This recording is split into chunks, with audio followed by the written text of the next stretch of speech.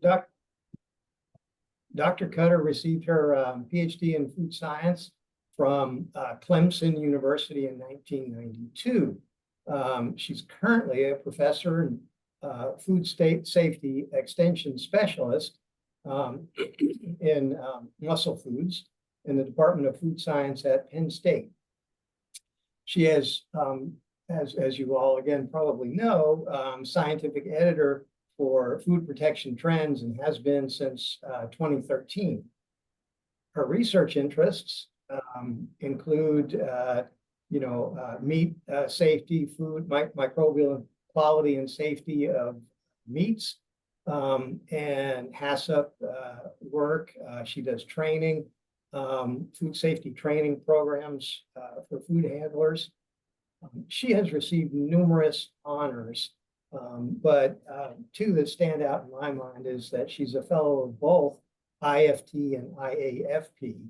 And aside from all that, she's a really nice person if you get to know her, and a lot of fun to talk to and be with.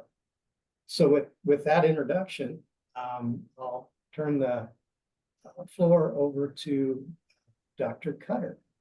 Thanks, Fred. I don't know, can you like see my screen? Yes, I can see that. Okay, Yeah. all right, good. I can't see it on mine. I mean, I can, but it's like not showing up on the Zoom screen. So anyway, so thank you all, and thank you to the moderator, the folks for inviting me to present some of this research. It's kind of poignant when you think about it. I'm getting ready to retire in a couple years, so these last three projects that I'm going to talk about are kind of like the bookends of, I'm finishing up my projects, graduating students, and kind of thinking about what I'm going to do next. Hold on, I'm not going anywhere. Okay, so I'm going to kind of elaborate a little bit on what Fred mentioned with regard to my background. Fred, there's a project that's probably near and dear to your heart and probably find this of interest. A YouTube pepper mash food safety project we're working on. Also wrapping up a food bank food safety project with one of my PhD students, and then another work on antimicrobial films, and we'll go from there. So prior to going to Clemson, I did my bachelor's and my master's in pathobiology. So I started off in animal science at UConn and then transitioned to pathobiology. I was had to take a lot of animal science classes anyway, so I like to say I started in animal science, but then finished up in pathobiology.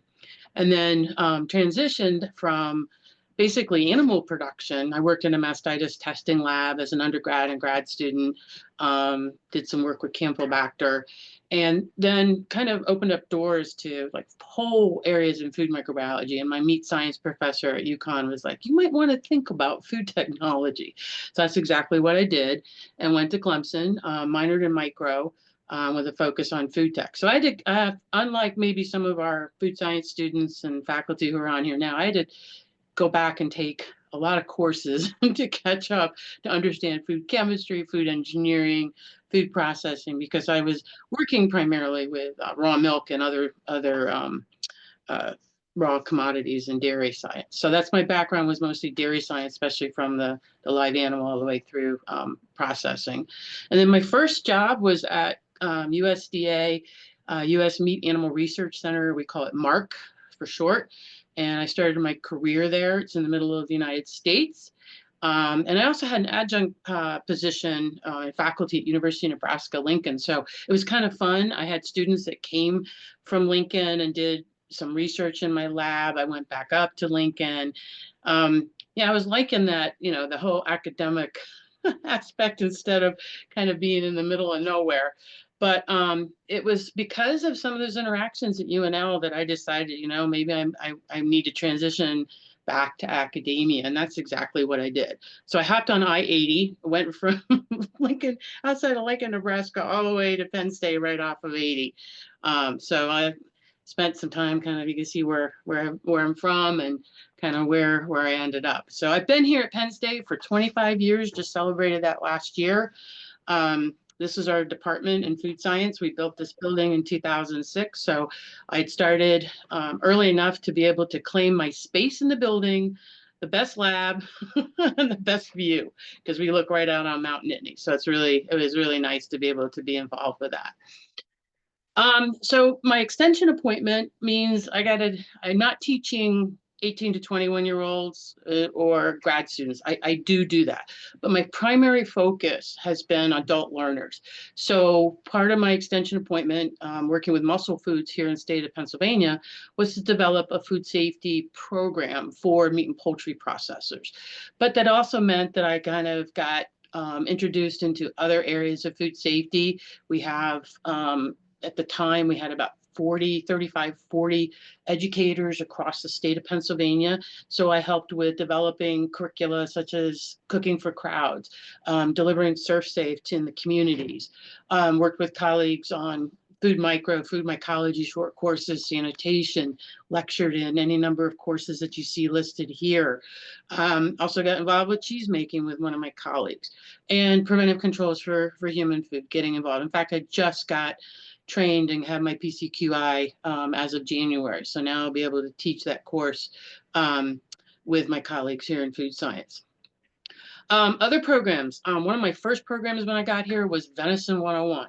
I had been teaching for a couple years with county-based educators and kind of saturated the venison. So we worked with the ag educators or ag natural resource agents and family consumer science educators, and we would put on programs throughout the counties. And then it was like, okay, let's open this up to hunters. And I had full courses for 10 years, and it was great. And then I moved into administration. And so we kind of put Venison 101 on the back burner, but it was one of those courses during the pandemic that people really wanted back. So we, for lack of a better word, resurrected it this last year. We developed a whole bunch of online courses, and then offered, after 10 years, a in-person course where hunters can come in and learn how to process deer, and then make bologna, make various cooked products, learn about home food preservation, canning, jerky making, you name it. We kind of cover the whole gamut. So even 25 years later, we sort of even revamped that course, offer it as a hybrid now, and have already filled the class last year and already have a waiting list for this year. So I feel like some good things will be happening in the next couple of years with these courses. So work with educators in the county on home canning and food preservation. And I'm most proud in our department, we have a food science certificate program, which actually bundles a lot of these courses.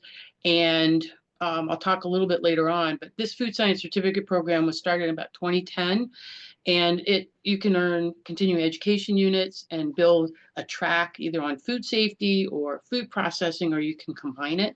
And the beauty of doing that then is if you're a food industry professional coming from chemical engineering, but you don't know much about food engineering, you can take our fundamentals of food science course. You can take better process control school and kind of learn about thermal processing. So it's kind of the best part, some of the best parts about this. But the food science certificate program, we were asked, and I'll talk about this toward the end, to take it on the road, and I mean on the road, and we took it overseas. So I'll talk about that at the end. So that's my teaching portfolio, varied, lots. But my research program, one of the best things I can say after 25 years is I think I've done a pretty good job as an applied food microbiologist, integrating things that I learned in the field with extension and teaching. Processors have questions, I can integrate that into a research program, work with grad students to validate processes, conduct surveys, or look on controlling listeria in ready-to-eat environments and processing facilities. So my projects have been kind of all over the place. We validated a jerky process. We validated how to pickle eggs. Developed food safety training materials for food handlers, and we worked with laboratories in Africa. And the last couple of years, my students have been doing a combination of human subjects research with bench research. So in addition to maybe doing a needs assessment for a particular audience, or maybe some survey work. They will then go in and then develop educational materials for the food handlers that we can look and see how they're doing in gaining knowledge, behaviors, skills like hand washing, or other methods we can evaluate. And then the international food safety research, taking the food science certificate program, we took it to Armenia and Ukraine and aspects in Africa. So we've been able to do that as well. So the next 3 projects I'm going to talk about are basically kind of a little bit of everything, a little bit of bench research, a little bit of social science research, and kind of how this all meshes into my grad students' projects and my research program. So the first one is what we call the YouTube Pepper Mash Food Safety Project. And this is a master's level student, and one of our postdocs, and Dr. Luke Laborde and I are supervising the grad student on this particular project. And she's looking at sort of when we were exploring how to do this, fermented foods kind of popped up. And it was one of those things that we see a lot of demand. There's a lot of interest in it. And it's interesting, even today, I opened up Morning Ag Clips, and there is this title: "The Winter Blues Cures Hiding in Your Fridge." So we know about fermented foods, but a lot of people are doing this at home, and they're doing it for boosting mood, for incorporating different flavors into an otherwise bland palate, for example. And they're saying in this particular article that you could offer and eat these fermented beverages, or excuse me, fermented foods that you make at home as a burst of brightness and depth to even the simplest winter meals. And Dr. Susan Albers was quoted in the article about the research that they demonstrated that the beneficial bacteria makes a good environment for creating neurotransmitters that help to boost our mood. So if there isn't a reason to eat fermented foods, maybe this will be it for you. But along with this comes the impact of social media. We're talking TV, internet sources, blogs, Facebook, you name it, it's all out there.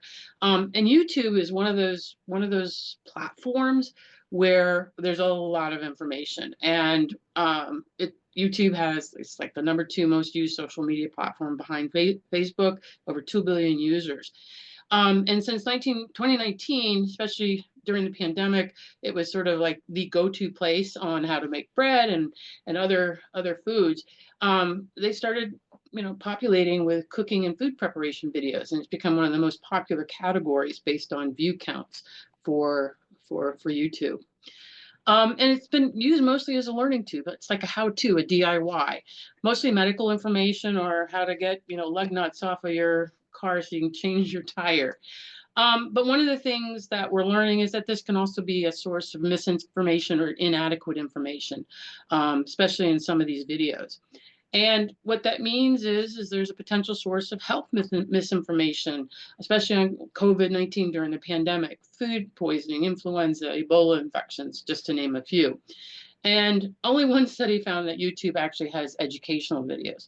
So the question that we asked is, are videos of vegetable fermentation helpful, or do they perpetuate misinformation, especially around food safety? So that was sort of the leading thoughts that we had as we went into this particular study.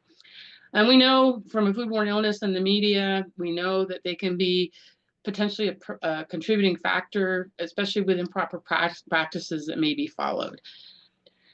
So we started looking at fermentation processes, what was available. And the home fermentation process was one that really jumped out at us.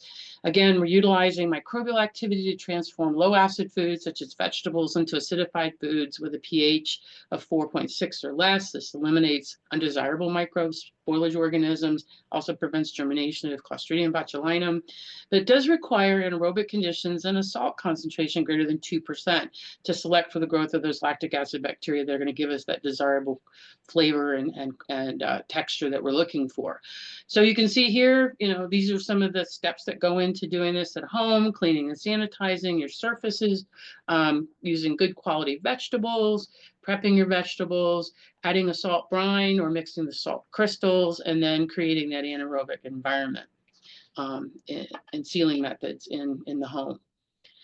So what Jasmine did with her research was she actually went in and started looking at YouTube videos specifically to find information on the number of videos that were being shared for specific vegetables. And then she collected the top 10 videos for 10 different vegetables. And then in a spreadsheet, we developed an evaluation checklist for looking at food safety and fermentation observations. We pilot tested the usefulness of the checklist within the department with the extension specialists. And then we got some feedback from a couple of other folks outside of our team, and then started delving into each video. So spending, I mean, I kid you not, hours watching potentially a 5 or 10 minute video to go in and collect the data for analysis and interpretation. So very tedious process, but it really showed a lot of things. So we looked at things like the source and inspection and preparation of the food ingredients. How much salt was added and measurements? Was it like eyeballing it, or was it done more succinctly with a scale or a measuring device? How was acidity measured? How were anaerobic conditions monitored? How long was fermentation, and what were the storage conditions? Room temperature? How was that monitored? Those kind of things. Sanitation and personal hygiene. Did they even wash their hands? And then whether or not there were any nutritional or health claims associated with the particular product or video that they were doing. So you can see on this some of the conditions that we were looking for. Yes, no, any other comments. We kind of kept all that as part of the data collection for each one of these videos. So we went through 100 videos, counting for nearly 43 million views.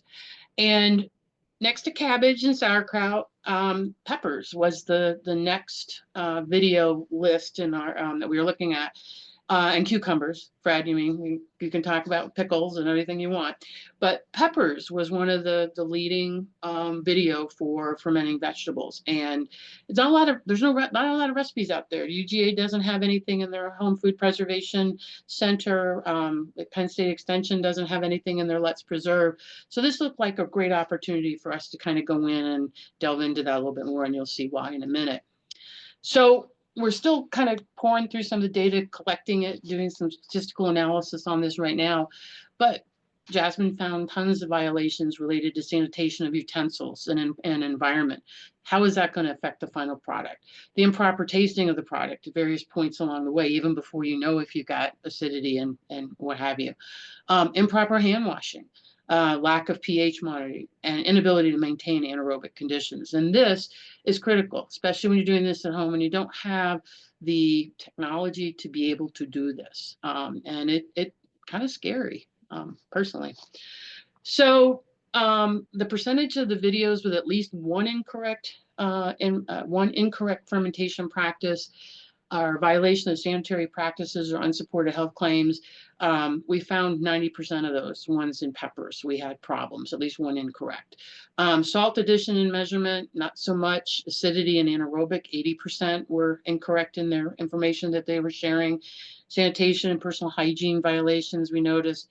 And then 30% had some what I would say unsupported health claims. So this was very kind of glaring from standpoint of, how do you address this? How do you counter some of the information that's out there? So just basic preliminary conclusions. She's working on her thesis and getting everything into forms for manuscript and chapters right now. But Jasmine said there appears to be a lack of knowledge about in-home fermentation processes and basic sanitation. Things as easy as washing your hands, washing down surfaces, making sure there's no cross-contamination. I think she remember her recounting a video where the cat was sitting on the counter. And so this brings up questions. Home fermenters or vegetables may engage in improper food safety practices for food preparation and fermentation. And this can be spread to other home fermenters who look to YouTube as a source of information. And so that means we as extension specialists have an opportunity here maybe to go in and see how we can sort of change that tide and put the correct information out there. So one of the things she presented this, a couple questions came up recently about what about the comment sections of the videos that she was reviewing? What were some things that came out of there? I mean, did people say that they were doing something wrong, or did they like or dislike? We don't know if there's a correlation. Statistics will let us know about that. And then it also kind of put us into a study for proper fermentation of pepper mash at home. So I will tell you, Dr. Laborde and I spent some time with Jasmine in the processing plant downstairs. We looked at making pepper mashes from red bell peppers and serrano peppers, and then monitored them over a period of time. And we're in the those are kind of the data analysis right now. But the good news is that we can provide information for home fermenters that are going to do pepper mashes. We can provide some pointers of things about what to do, what not to do. But one of the biggest things is having a pH equipment. And if you don't have that, it's a wild, wild west. And if people don't invest in that, they're taking a chance. And we really, that's where we feel like we can get more bang for our buck and let folks who go on to YouTube know a little bit about this. We're going to develop some extension products. We're doing a webinar and training video in May with our master food preservers here at Penn State, and that will become something available for our volunteers to come in over any period of time. We'll capture it in a webinar and be able to use it for training purposes. And then we'll develop a fact sheet with our Let's Preserve on how to do this. So that's first project. Does anybody have any questions before I move on to the next project? Anything, Fred? Yeah. Yeah, one of the, I saw on one of your slides, carrots, carrots, and we've always been sort of concerned about acid penetration rates. Did that enter into your study? We actually did some quick study here with my colleague, Dr. Suzanne Johanningsmeyer, looking at how acid penetrates into carrots, and found that with baby carrots, these were the preformed pieces of carrot, that the acid actually penetrated a lot better than we thought it would. Did you study acid penetration rates with various vegetables, or consider that as something important in your work? That's a really good question. I'll have to ask Jasmine, but my guess would be no, because how does a home fermenter do that? I mean, do you just have to cut it and, you don't want to cut it and taste it? How do you do that if you don't have the right tools to evaluate that? That'd be a big problem, I think, with home fermentation. Yeah, but I mean, my thought was you could make recommendations. Yes, exactly. That's a good point. Not that the home fermenter would. Oh yeah, I don't know how. I'm not going to taste that, kind of thing. You just sort of like, no. Yeah, no, that penetration is probably something. That was one of the things we actually, there's some preliminary studies that we did that I didn't mention, but we actually looked at whole chunks of peppers versus sliced versus cut versus mashed. And we really didn't see much difference because of that very reason about penetration and getting into the center. So we decided, you know what, because we didn't see any differences, at least in just with red bell peppers, we were just going to maybe just do the mash, because it just, most of the videos that we saw were around that instead of doing, slices or chunks or whatever. So yeah, cherry peppers, by the way, in the past, although it's mostly acidified enough, fermented, have been a major issue. Well, I will tell you, when we did I mentioned, well, here in Pennsylvania, we pickle everything. We pickle sausage, we pickle eggs, but I will tell you that when we did the pickled egg project a couple of years ago, that was a big thing, was trying to measure and how long it would take for something, the vinegar to penetrate into the yolk, because we know that there had been outbreaks associated with hard cooked eggs that were, I guess they were trying to acidify them at room temperature, and there was some problems, and I think there was an outbreak with Clostridium botulinum with hard cooked eggs, and they didn't ferment, the acid didn't penetrate fast enough, and so they got sick. But yeah, you're right on target, Fred, with that. Any other questions? Okay, so the next project that's sort of extension-y, human subjects, was a project that kind of came to our attention during the pandemic and food banks. So this has kind of been a couple of years in the making, but if you guys remember watching the news during the pandemic when we were all isolated in our homes, the amount of things that got wasted, that got tilled under, dumped, because they didn't have the bandwidth to be able to distribute things like milk or other food products. And so this really kind of came to a head a couple of years ago. We had a couple of initiatives within Extension to train food bank volunteers. And it got us kind of thinking about what else could we do? What do they know? What don't they know? And how could we sort of fill in those gaps? So this project started about 2.5, 3 years ago. Looking at the food donation system, milk spoilage, and food bank clientele interventions here in Center County, Pennsylvania. We had initially thought about doing a statewide project, but it was too big of a task to tackle. We had enough food banks and pantries here in Pennsylvania. We figured we'd give that a try. So the significance of the research is that 40% of the food supply is wasted based on some statistics, and 42 million Americans face food insecurity. So this kind of drives home some real important elements. I tell this story because I'll tell you this story in a minute, about something that happened and sort of catapulted us into sort of why we needed to be involved, especially from the pantry and food bank side and clients.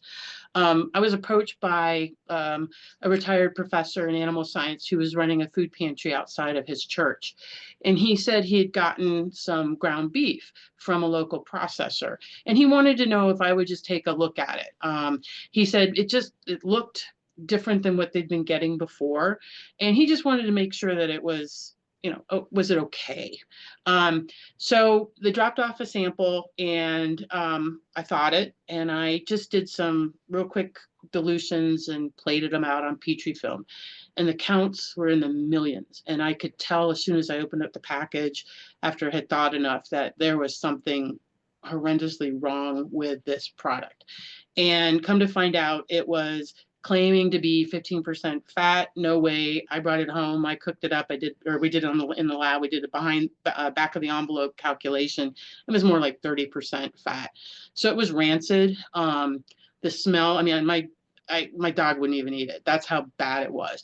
So I went back to my colleague and I said, I would pitch every bit of that, and I would really question the source of the product. There was no USDA stamp on it. There was nothing to indicate where it come from. So he did a little bit more digging, and what he was doing was getting product from a bunch of different processors in outside of the area, and was repackaging them on a Sunday afternoon, freezing them, and then taking them out to food banks. And there were no checks and balances for this particular product. But it got us thinking that I mean, I'm going to be honest. We don't want to distribute foods that have the potential to not be usable. We want to have high quality, usable food that people will eat.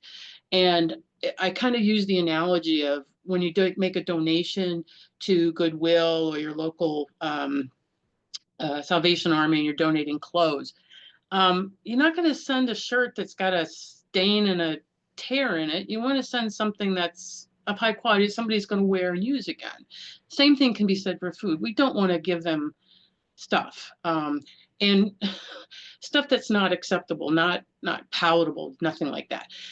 Shortly after this this transpired, I joined a state college food bank, Facebook group. And people started talking about how they were doing dumpster diving outside the grocery stores, and they were taking the product to the local food bank. And it just rattled me to think that if I was a client at a food bank, how demoralizing it would be if I found out, number one, that you were dumpster diving and bringing me food that was in the trash and then turning around and giving it to me. While it may still be acceptable, the reason it's in the trash, there's a reason. And the last thing you want to do is take that out and give it to somebody. There's got to be a better way to get the food from the retailer to the food banks or to or out of the cold organizations for homelessness. There are ways to do this. And so that's what we started to face. And it was these stories kind of really kind of drive home why we're doing what we're doing. So the major players here in Center County are the retail stores that donate the food banks and pantries that distribute the food, keeping in mind that a food bank is more of a brick and mortar and pantries are kind of maybe pop-ups or drive-bys where you come in and they give you a box and you at a church and you go on your way. So they have different needs, they have different food safety issues. And then, we have to think about it along those lines, something that's temporary versus something that's more permanent. And then consumers, how are they obtaining their food products? How long does it take before they get it home? All these things kind of come into play. Do they know about what a shelf life date means, what a use by best by date means? And so these were all the things that sort of came into play. And this is exactly what we decided to investigate. So we know there's fragmentation of the supply chain. We know that our local grocery stores are really good about getting food out of the shelves and out ready for pickup. There's major differences in scales with regard to where product goes. There's a lack of unified guidelines. Feeding America, I really have to praise them. They've done a really good job of sharing important food safety information, making sure that gets to the right people, the volunteers, the managers at the food bank. So we do have some unified guidelines, but pantries in churches, they don't have access to that material. There's also a lack of scientific studies, and there's confusion, as I mentioned, about the shelf life dates used by sell-by dates. So my PhD student, Charlie Connolly, conducted a comprehensive needs assessment of the three areas: retailers, food bank managers, volunteers, and then the pantry clients, to determine those gaps in food safety. Also, he determined that of all the food products that are distributed at food banks, milk is probably the biggest and one of the most one that shows up a lot in the food banks and food pantries. But the question is, what happens if you have a different time of year? You've got storage, you've got brand, your product age, is it at the beginning of the shelf or where it is in the shelf life spectrum, and storage temperature. Do consumers, the clients, do they understand about keeping things cold when they might be, upping the temperature to save on electricity because they don't have the funds to be able to keep things super cold? So that was our aim 2. And then aim 3 was to develop, disseminate, and evaluate educational materials to address some of those gaps that we would determine in the needs assessment, and if the educational materials could improve knowledge, behavior, and potentially skills of the food bank clientele. So we're still in my students get ready to defend the research, but just real briefly, the needs assessment with 25 retail donation stakeholders throughout the county. We revealed challenges in resource allocations with retailers, making sure that the communication has got to be both ways. When can I pick it up? When can you drop it off? When can I get on the back dock to get it in the car? Do they have transport, refrigerated transport? If they're gonna have volunteers, they're gonna do it. How are they keeping things cold? Food safety program implementation at food banks and pantries, variable. Varying interpretations of acceptable food quality from retailers and food bank pantries.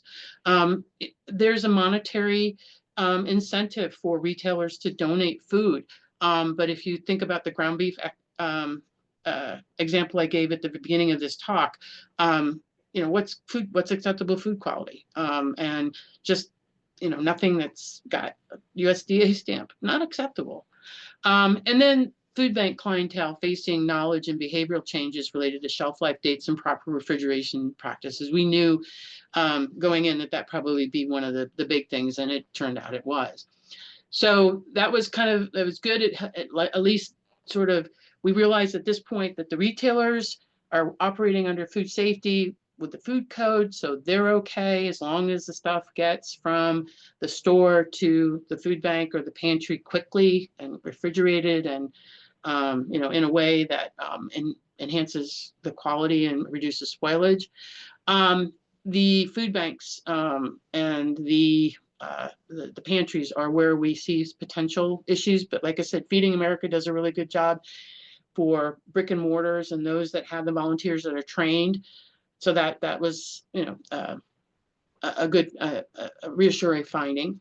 Food pantries, not so much, since they're pop-up or they're not as, brick and mortar, and they kind of fluctuate during the year depending upon where the space is available to bring food or to pack it up or distribute it. And then the food bank, that was our clientele. That was where we felt like we could probably develop some materials and share that with them and see what would happen. So I'll talk a little bit about that last result in a few minutes. So what Charlie also did was he looked at the microbiological analysis of pasteurized milk, because this is the one that all the food banks got and retailers were willing to donate. But we looked at different effects, variables such as time of year, the brand. We had 4 or 5 grocery stores that we were able to get samples from. The product age, where was it in that shelf life?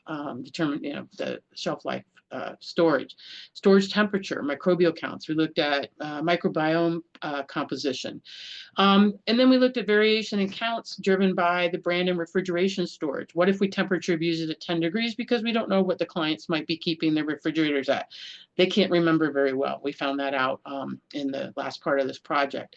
The 5 most prevalent genera were Pseudomonas, Panellobacillus, Streptococcus, Bacillus yersinia. Greater than 50% of total abundance throughout the sample. So we did some microbiome and analysis on that, and determined that this information would help provide guidance to food banks and their clients on proper storage of milk. So this is sort of re-emphasizing the point that, yeah, you really got to keep things cold, but even slight temperature fluctuations between going from cold to warm, back of the car, getting it home, those little variations didn't really contribute much to increased spoilage. So that's kind of some good news, or even changing the microbiome. So that was some good news for the milk recipients who would get it. And so what Charlie did then was we developed some educational interventions with food bank clients. We started off hoping for about 50, ended up with 25 who actually responded.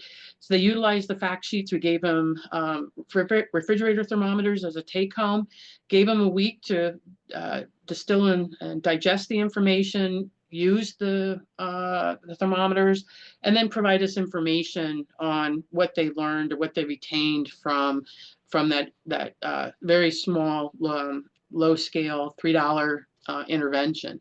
So what we did find was that, yes, shelf life date information used by Best By dates, that helped a lot, that gave them opportunities to keep things in the fridge a little bit longer, use them a little bit later.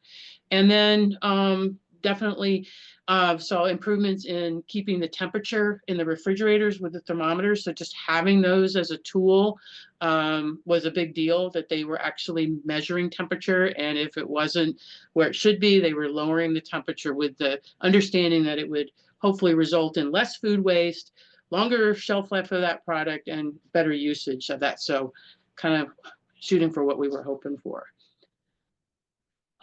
So the findings, and we got 3 different players in all of this. There's issues with food safety education. Some volunteers at food pantries didn't get any training whatsoever, but at food banks, yeah, they did, because they had the Feeding America, they had webinars, those kind of activities that the volunteers could get involved with. So it means maybe we need to focus a little bit more on the food pantries and these pop-up opportunities for distribution of food. There's also consumer behavior changes that we need to address. Can we get them to think a little bit more holistically about the importance of keeping things cold, not letting stuff sit in the car, getting it home as soon as possible? And this would help hopefully reduce waste and improve food security challenges. And that targeted interventions for clients that focus on the proper storage and food safety education may be effective for reducing food waste and insecurity, food insecurity. So any questions on this part of my talk? Christine, I see you're on. I was wondering if you had any questions for me. Kathy, I have a question. Mm-hmm. You keep mentioning microbiome studies on milk. You know, I'm going to go at milk right away. So did you do WGS studies, or are you just talking about the general distribution of genera? Just the general distribution. Okay, because when you use the term microbiome, I thought maybe you did the WGS study, whole genome sequencing and all. No, we did not. Even though we have the capabilities to do that, for this study, we did not. It would have been a lot more expensive, and we didn't have a lot of funding for this project. So. I was getting impressed about that, but now I understand why you didn't do that. It's a good idea. Thank you. Christine, I see you're unmuted. Yeah, thank you. Really interesting presentation. Thank you for doing this work. I think it's so important. I'm thrilled that you are getting into this area.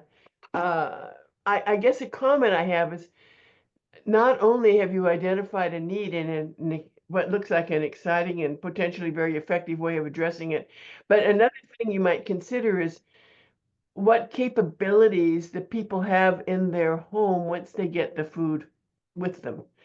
We think of a kitchen like our kitchen, or like the kitchens you see in the TV shows, but often people have very limited kitchen space and such little information about how to manage that. Some of the work that Betty Feng did, she hasn't gotten to publishing it yet, but she had something where they had low-income consumers, and we had people sharing a refrigerator.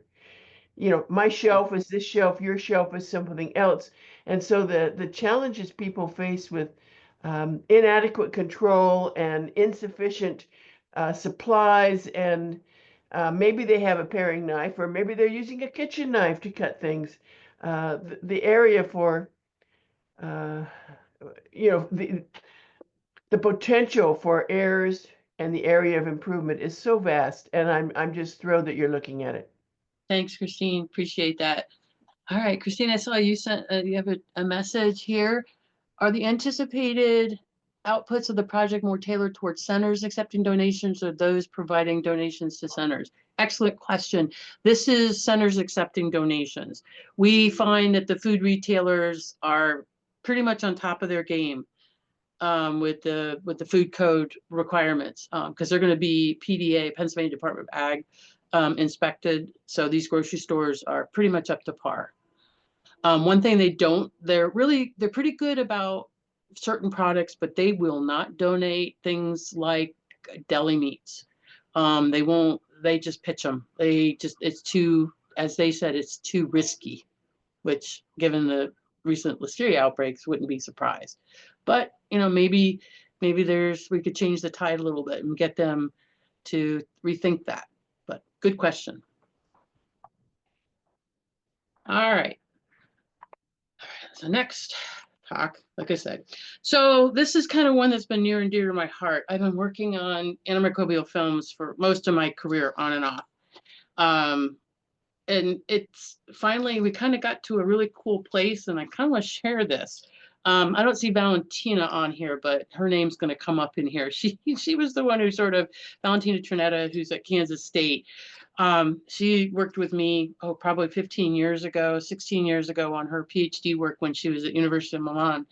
And we were trying to figure out some different ways to deliver antimicrobials to food services, in this case meat and poultry, because that's my primary focus. So she actually, this is a picture from her work where we were casting films into baking pans in the lab and then testing them out. So she was looking at various antimicrobial peptides, bacteriocins, Socosin A. We were making the films with Pouillan, and it kind of worked really well. So I'll tell you a bit about that. But we've done some other projects. We've worked with other delivery systems. This is green tea extract inhibiting salmonella on a plate, this one in the lower right-hand corner. PhD student from Egypt was putting nanoparticles into Polyolon. It worked really well. So like I said, I've been working on and off with this for 30 years, and I will tell you, I don't get a lot of money to do work with antimicrobial films, but I think I feel like this is an interesting area and worthy of exploration, further exploration. And so Valentina, back when she was here working on her PhD work at Penn State, I was at IFT and I was walking the floor, and there was a company there, and they had like little packets of Polyolon, and they were making these Listerine breath strips. And they were thinking this would be a great opportunity to use for colorants, for any number of things. So we brought it back to the lab, and she started playing with it, and it worked. It was like really kind of cool.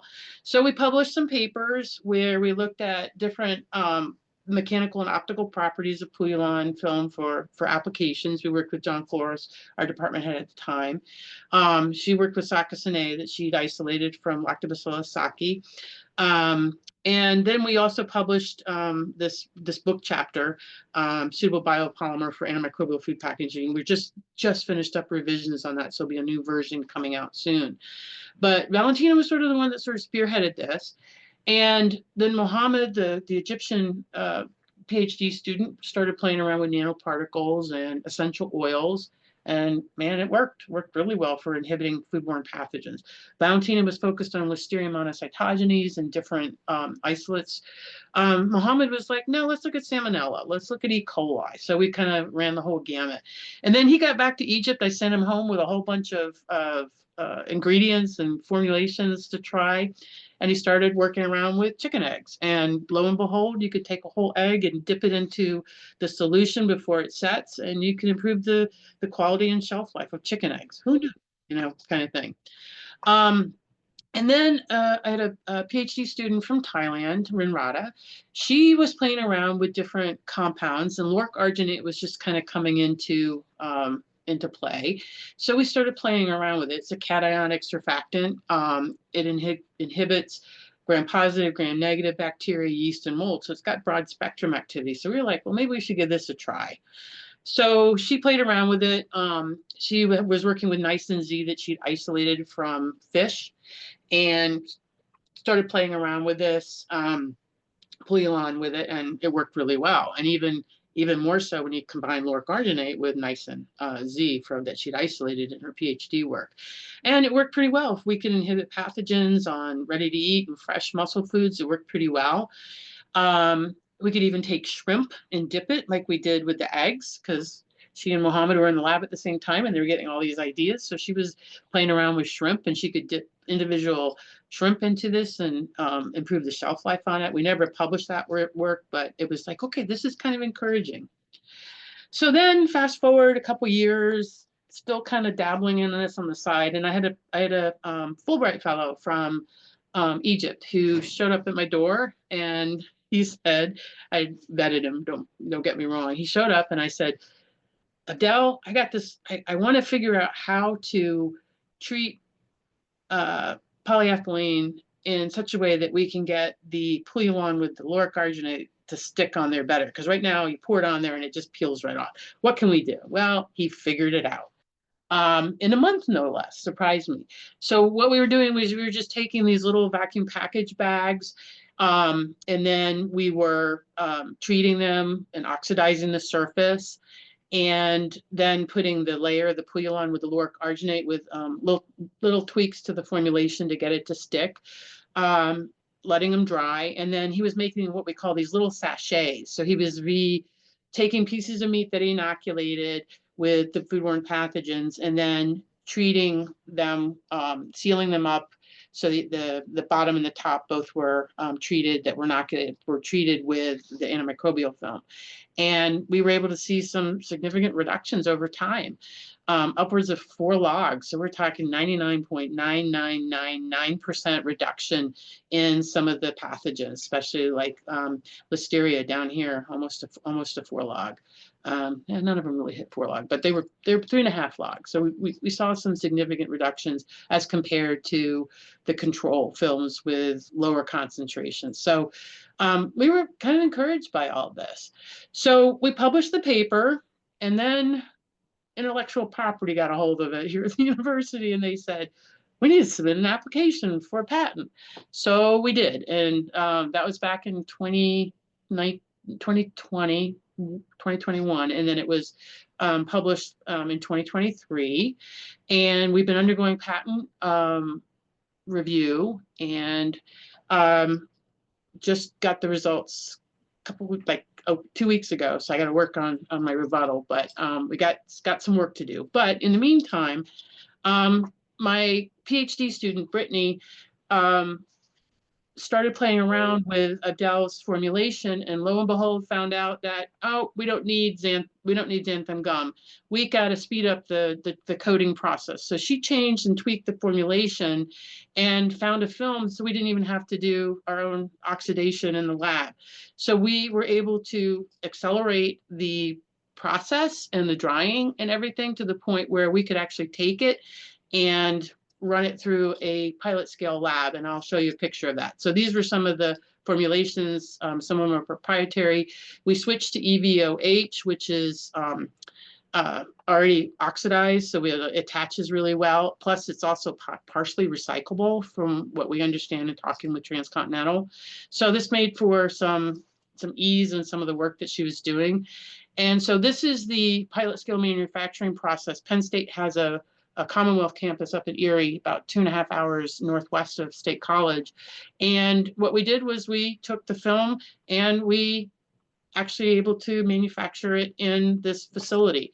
So we got the end of the line, we've got the film holder, we got the dispenser. I'm going to show you just a segment of this. She's since improved upon this with a nice little drop down bar that helps spread it. You'll see in the video she's just doing it by hand, but we have since improved upon that, and then roll it out into the film, and then we were able to bring it back and play with it.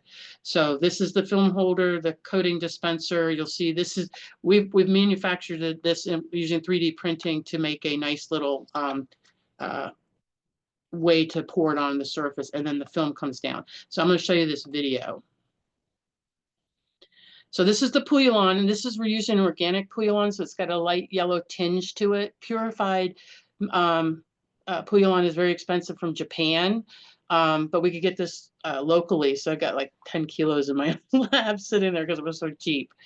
And what it does is it's going on to the EVOH film. You can see it coming out. You'll see the color change here in a couple seconds. But then we're able to roll it out, and you start to see a little difference there. And it adheres pretty well. It doesn't separate. It's pretty stable. We demonstrated stability under high temperature conditions. High temperatures like 50 degrees, it doesn't do so well, or very high humidity. When it's dry, it works great. It sticks, and it can kill a lot of bacteria very nicely and spoilage organisms. So, all right, So that's where we are with the project. I'm going to continue to work on short courses and workshops after leaving administration about 1.5 years ago. Serve on, as Fred mentioned, food protection trends. The work in Armenia, Ukraine, overseas, everything's up in limbo. With a lot of my funding was with USAID and Foreign Ag Service, and with recent developments with those funding organizations, I don't know if we'll be able to do any food safety training anytime soon, which means I'll probably just kind of close up shop and retire. So that's all I got. Any questions about that last part?